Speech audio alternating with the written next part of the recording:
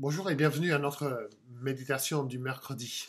La petite méditation de 5 minutes, 10 minutes qui nous permet de méditer un des thèmes ou une des vérités de la Bible, de la parole de Dieu. Mercredi dernier, nous avons médité ensemble les premiers mots de la Bible. Au commencement, Dieu.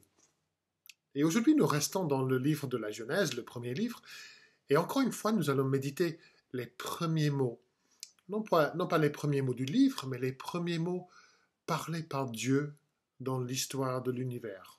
Les premiers mots de Dieu qui sont rapportés dans la Bible. Et ces mots se trouvent dans Genèse chapitre 1, verset 3, où nous lisons « Dieu dit qu'il y ait de la lumière. Et il y eut de la lumière. » Avant la création de la lumière par Dieu, la Bible nous dit que la terre était informe et vide, qu'il y avait des ténèbres à la surface de l'abîme. Et là, tout de suite dans le récit de l'histoire de l'univers, Dieu se révèle comme le Dieu qui crée la lumière, là où il y a des ténèbres. Et si vous lisez la Bible, vous verrez que cette idée de Dieu qui transforme les ténèbres en lumière est un des leitmotifs de l'histoire de la Bible. La lumière est un des thèmes les plus importants de la parole de Dieu. Dans ma traduction française de la Bible, le mot « lumière » se trouve plus de 170 fois. Et on trouve le mot « ténèbres » plus de 130 fois.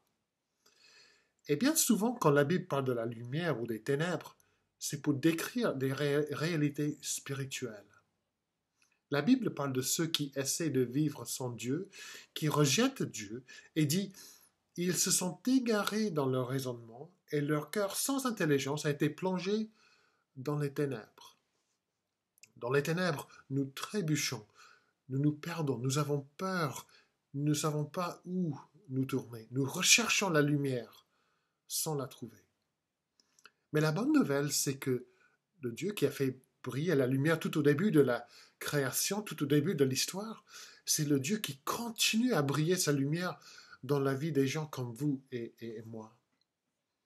Quelques 700 ans avant la naissance de Jésus-Christ, le prophète Ésaïe a parlé de comment Dieu allait faire briller la lumière dans les ténèbres spirituelles.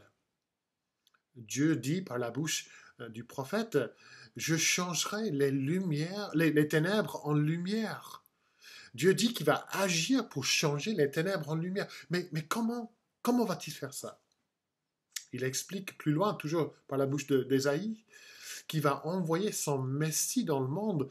Et Dieu dit à son Messie « Je t'établis pour être la lumière des nations, pour apporter mon salut jusqu'aux extrémités de la terre. » Dieu fait le lien entre la lumière et son salut.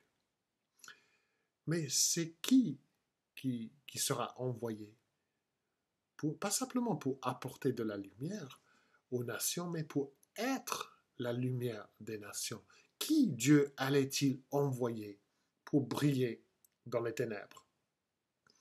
La réponse à ces questions vient de la bouche de Jésus-Christ, qui dit à ses disciples « Moi, la lumière, je suis venu dans le monde, afin que quiconque croit en moi ne reste pas dans les ténèbres. » Jésus dit ailleurs « Je suis la lumière du monde. Celui qui me suit ne marchera pas dans les ténèbres, mais il aura au contraire la lumière de la vie. » Jésus est la lumière des nations. Jésus est la lumière du monde. Jésus apporte son salut jusqu'aux extrémités de la terre. Et dans ces paroles de Jésus, nous voyons comment sortir des ténèbres.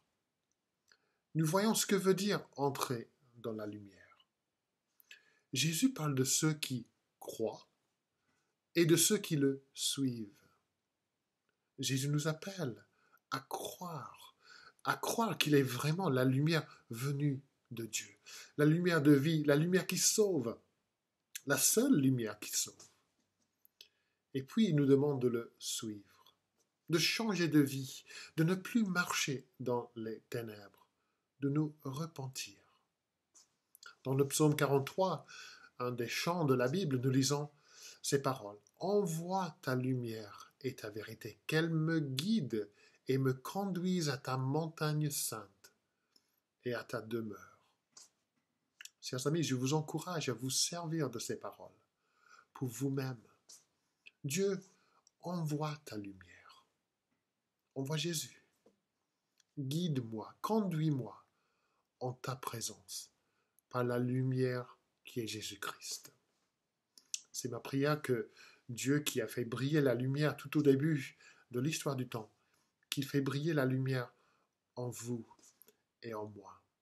Et que Dieu dise encore une fois qu'il y ait de la lumière. Merci et je vous souhaite une très bonne journée et à la semaine prochaine. Au revoir.